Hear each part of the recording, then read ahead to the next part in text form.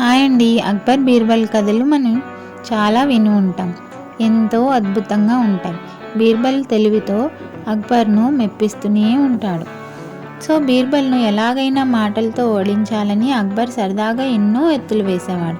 అయితే బీర్బల్ సమయస్ఫూర్తితో ఆ ఎత్తులను చిత్తు చేసేవాడు. ఒకసారి అక్బర్కి ఆలోచన వచ్చింది.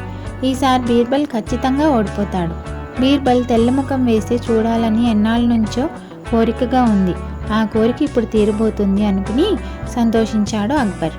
బీర్బల్, నేను నీకు ఒకటి ఇవ్వాలనుకుంటున్నాను, నువ్వు దాన్ని తింటావా అని ఒకరోజు సభలో బీర్బల్ని అడిగాడు అక్బర్.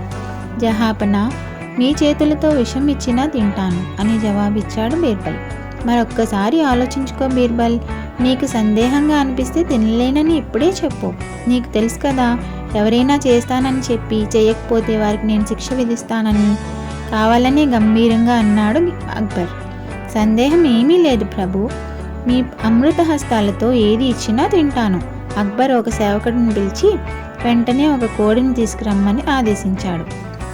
సేవకుడు బతికి ఉన్న కోడిని కంచంలో పెట్టి తీసుకువచ్చాడు. బీర్బల్, దీన్ని నువ్వు తినాలి అన్నాడు అక్బర్. తప్పకుండా తింటాను ప్రభు, అంతే నిశ్చయంగా చెప్పాడు బీర్బల్. బీర్బల్ సమాధానంతో ఆశ్చర్యపోయాడు అక్బర్. బీర్బల్, నువ్వు శాకాహారివి కదా, మాంసాహారం తినడం ఎప్పుడు మొదలుపెట్టావు అడిగాడు అక్బర్. ప్రభు, మీరు కోడిని తినమన్నారు, కానీ ఎలా తిన్నాలో షరతులు విధించలేదుగా. నేను ఈ కోడిని అమ్ముకుని తింటాను చిన్నగా నవ్వుతూ ఎంతో వినయంగా చెప్పాడు బీర్బల్.